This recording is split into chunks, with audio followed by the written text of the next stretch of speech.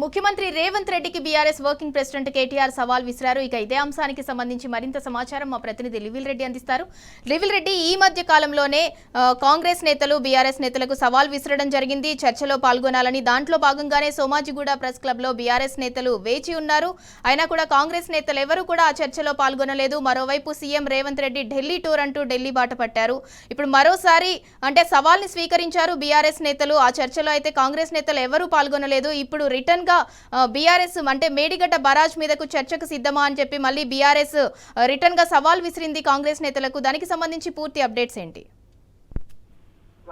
BRS party మొదటి కూడా సవాళ్లు విషయాలన్నా సవాళ్లు స్వీకరించాలన్నా బీఆర్ఎస్ పార్టీకి సాధ్యమవుతుంది. గతంలోనే అనేక తెలంగాణ రాష్ట్ర ఉద్యమంలో కూడా అనేక సందర్భాల్లో సవాళ్లు స్వీకరించి రాజీనామాలు చేసి తెలంగాణ రాష్ట్రం కోసం పోరాటం చేసిన పార్టీ బీఆర్ఎస్ పార్టీ. వల్ల మరొకసారి బీఆర్ఎస్ పక్షమే కేటీఆర్ స్వయంగా ముఖ్యమంత్రికి రేవంత్ రెడ్డికి సవాల్ విసారు. రేవంత్ రెడ్డి పైన సంచలన వ్యాఖ్యలు చేశారు. ఈ రోజు తెలంగాణ భవన్ లో జరిగిన దళిత బంధు సాధన సమితి సమావేశంలో మాట్లాడిన కేటీఆర్, దమ్ముంటే ముఖ్యమంత్రి కూలిందంటున్న మేడిగడ్డ బరారు మీద చర్చ పెడదాం, దమ్ముంటే రావాలి అంటూ కూడా ఈ సందర్భంగా చెప్తూ సవాల్ను స్వీకరించాలి, మేడిగడ్డ బరాలు పైన చర్చ పెట్టుకుందామంటూ కూడా సవాల్ విసారు. చర్చకు రా అని సవాల్ విసిరి వెళ్తే రేవంత్ రెడ్డి పారిపోయిండు అంటూ కూడా మొన్న ఏదైతే సోమాజిగూడ ప్రెస్ క్లబ్ లో సవాల్ నుంచి పారిపోయిన ఉదంతాన్ని గుర్తు చేశారు. చర్చకు వస్తావా అని పిలిచి పారిపోయిన పిచ్చి సన్నాసి రేవంత్ రెడ్డి అంటూ కూడా మరొకసారి మండిపడ్డారు. మరోసారి చర్చకు వస్తావా అని అడుగుతున్నాడు. మరొకసారి నాగార్జున కట్టపై చర్చకు వస్తావా అని సవాల్ విసిరు. రేవంత్ రెడ్డికి తెలివిలేక కాళేశ్వరాన్ని కూలేశ్వరం అంటున్నాడే తప్ప వాళ్ళ కాళేశ్వరం ఈ చర్చకు వచ్చే దమ్ముందంటూ కూడా ఈ సందర్భంగా సవాల్ విసిరారు. నాగార్జున కట్ట మీద కాదు కానీ మేడిగడ్డ బరాజ్ మీద చర్చకు రావాలని సవాల్ విసురుతున్నాం. ఇప్పటికైనా మా సీనియర్ నాయకులు మాజీ మంత్రి జగదీశ్వర్ రెడ్డి మేడిగడ్డ బరాజ్ వద్దకు వెళ్లి ఈ మేరకు సవాల్ విసిరు. దమ్ముంటే రేవంత్ రెడ్డి మేడిగడ్డ బరాజ్ మీద చర్చకు ఇచ్చిన సవాల్ను స్వీకరించాలి. తుంగతుర్తి సూర్యాపేట నియోజకవర్గం చివరి మడి వరకు నీళ్లు ఇచ్చిన ఘనత కేసీఆర్ కే దక్కుతుంది, అది కేసీఆర్ కే తెలుసు అని కూడా ఈ సందర్భంగా చెప్తూ అయినా కూడా రేవంత్ రెడ్డి అబద్ధాలు మాట్లాడినట్టు కూడా ఈ సందర్భంగా ఎద్దేవా చేశారు. ముఖ్యమంత్రి దిగదారు మాట్లాడుతున్నారు. కేటీఆర్ ముఖ్యమంత్రి తన దొంగ లెక్క చూస్తున్నారని పదే పదే మాట్లాడుతున్నారని చెప్పేసి కూడా అంటున్నారు. ఇచ్చిన హామీలు చేయమంటే ఏం చేస్తారో చేసుకోండి, నన్ను కోసుకొని తింటారా అంటూ రంకలేస్తున్న ముఖ్యమంత్రి ఇంకో రాష్ట్రంలో ఇంకొకరు లేరు ఇలాంటి నాయకులు అని చెప్పేసి కూడా ఈ సందర్భంగా చెప్తున్నారు. ఏం పిక్కుంటారో పిక్కోండి అని ప్రజలు అంటున్నాడు.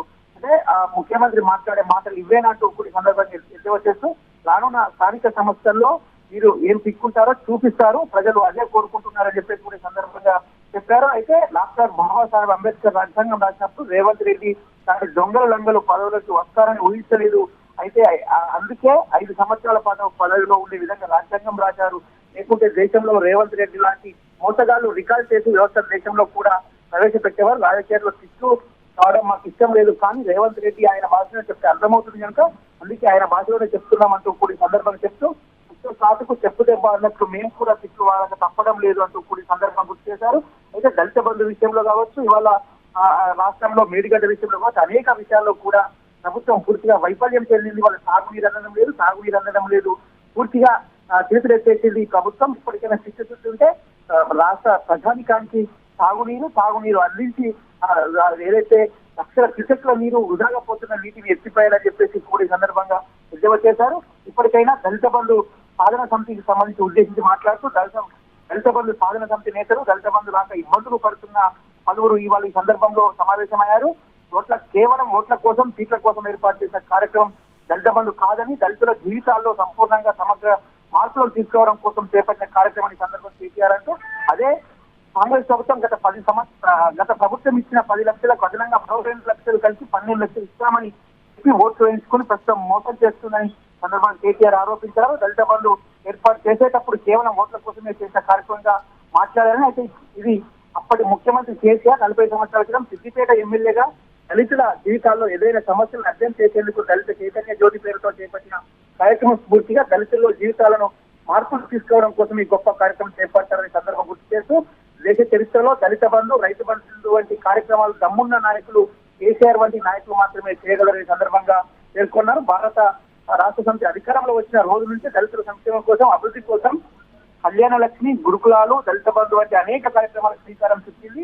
ఇవాళ ఈ కాంగ్రెస్ ప్రభుత్వం వచ్చి పూర్తిగా దళితులకు భిన్నంగా దళిత జీవితాలను శాశ్వతంగా అభివృద్ధి పంచాలన్న లక్ష్యంతో కేసీఆర్ రూపొందించిన దళిత బంధును ఆపేశారని మండిపడ్డారు. కేసీఆర్ ప్రవేశపెట్టిన దళిత బంధు వల్ల వేలాది మంది దళితుల కుటుంబాల్లో ఇవాళ వెలుగులు నిండాయన్నారు. అయితే రాష్ట్రంలో అధికారంలోకి వచ్చిన కాంగ్రెస్ పార్టీ దళితులకు అడుగడుగునా మోసం చేస్తున్న సందర్భంగా మండిపడ్డారు. ఇప్పటికైనా ఎస్సీ ఎస్టీ డిక్లరేషన్ పేరుతో ఇచ్చిన ప్రతి హామీని తుంగలో తొక్కి వారిని నిలువున మోసం చేస్తున్న కూడా సందర్భంగా మండిపడుతూ 420 హామీలు ఇచ్చి తెలంగాణలో సంబంధ వర్గాల నిపుణులుగా మోసం చేస్తుందని కాంగ్రెస్ పార్టీపై మండిపడుతూ 100 రోజుల్లో హామీలు అమలు చేస్తామని చెప్పి ఇప్పుడు అడిగితే సామాజిక మాధ్యమాల నుంచి ప్రజాక్షేత్రం వరకు ఒక్కరిపై అప్రజాస్వామికంగా కేసులు పెట్టి బెదిరించే ప్రయత్నం చేస్తున్నారని సందర్భంగా కేటీఆర్ ఆగ్రహం వ్యక్తం చేస్తూ ఎన్ని కేసులు పెట్టినా ఎన్ని అణచివేత చర్యలు పాల్పడినా కాంగ్రెస్ ప్రజా వ్యతిరేక మోసపూరిత విధానాలకు ఎన్నగట్టుగా మాత్రం ఆపబోమంటూ కూడా ఈ సందర్భంగా ఎద్దవ చేశారు. ఇప్పటికైనా సవాలు స్వీకరించి మేడిగడ్డ కాదు ఏ విషయంలోనైనా సవాలు స్వీకరించే దమ్ము ముఖ్యమంత్రికి ఉందా అంటూ కూడా సవాలు ఇచ్చారు. ఇప్పటికైనా మేడిగడ్డ బలాలకు సంబంధించి సవాలు స్వీకరించి మేడిగడ్డ పైన చర్చకు రావాలి.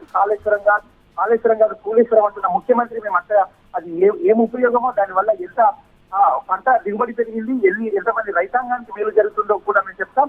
ఇవాళ సూర్యాపేట తుంగతుర్తి శివరాయకట్టు కూడా నీళ్లు అందించిన ఘనత నాటి ముఖ్యమంత్రి బీఆర్ఎస్ అధినేత కేసీఆర్కే దక్కింది. ఆ కాళేశ్వరం వాళ్ళని అందుకున్న రైతులకే దక్కింది. కానీ మీలాంటి మూర్ఖులకు దక్కదని చెప్పేసి కూడా ఈ సందర్భంగా బీఆర్ఎస్ ప్రెసిడెంట్ కేసీఆర్ ముఖ్యమంత్రి ఎద్దేవా చేశారు. ఇప్పటికైనా సవాలు స్వీకరించి దమ్మున్న సవాలుగా స్వీకరించి మరాల పైన సవాలుకు రావాలి. చర్చించుకున్నాం అక్కడనే నాగార్జున సాగర్ గారు కాళేశ్వరం మరాల పైన చర్చించుకున్నాం. ఇవాళ మా జగదీశ్వర్ రెడ్డి అద్భుతంగా ప్రజెంటేషన్ ఇస్తున్నారు. మేడిగడ్డ సందర్శించిండు. ఇదే మేడిగడ్డ మరాలు ఇక్కడే కుగిపోయిందనే గాయ గత్ర చేస్తున్నారు కాంగ్రెస్ ప్రభుత్వం అని చెప్పేసి కూడా అక్కడ ప్రజెంటేషన్ చేసిన జగదీష్ రెడ్డి వల్ల దానికి అదనంగా సూర్యాపేటలో ప్రజెంటేషన్ ఇస్తున్నారని చెప్పి గుర్తు చేస్తూ ప్రభుత్వానికి చిత్తశుద్ధి ఉంటే వెంటనే సవాల్ స్వీకరించి కాళేశ్వరం పైన చర్చకు రావాలని కూడా ఈ సందర్భంగా డిమాండ్ చేశారు. ఇందురా రైట్, థ్యాంక్ యూ లెవిల్ రెడ్డి. దళిత బంధు నిలిపివేతపై కేటీఆర్ తీవ్ర ఆగ్రహం వ్యక్తం చేశారు. తెలంగాణ భవన్లో జరిగిన దళిత బంధు సాధన సమితి సమావేశంలో ప్రభుత్వంపై ఒత్తిడి తెస్తామని ఆయన భరోసా ఇచ్చారు. కాంగ్రెస్ ప్రభుత్వం దళిత బంధు లబ్ధిదారులకు కావాలనే నిధులు అందకుండా ఆపివేస్తుందని దళిత బంధు సాధన సమితి కేటీఆర్ దృష్టికి తెచ్చింది. ఈ అంశంలో రాష్ట్ర ప్రభుత్వంపై ఒత్తిడి తేవాలని విజ్ఞప్తి చేసింది. ఈ సందర్భంగా దళిత బంధు రాక ఇబ్బందులు పడుతున్న పలువురు దళితులతో జరిగిన సమావేశంలో కేటీఆర్ మాట్లాడారు. ఈ సందర్భంగా గత ప్రభుత్వం ఎంపిక చేసిన ప్రతి ఒక్క దళిత బిడ్డకు బంధు వెంటనే ఇవ్వాలని కేటీఆర్ డిమాండ్ చేశారు. దళిత బంధుపై పెట్టిన ఫ్రీజింగ్ ను వెంటనే తొలగించి కాంగ్రెస్ హామీ ఇచ్చినట్లుగా 12 లక్షల రూపాయల దళిత బంధు ప్రారంభించాలని డిప్యూటీ సీఎం పట్టి విక్రమార్కకు లేఖ రాస్తామని కేటీఆర్ అన్నారు. దళిత బంధు సాధన సమితి నేతలకు కూడా భరోసా ఇచ్చారు.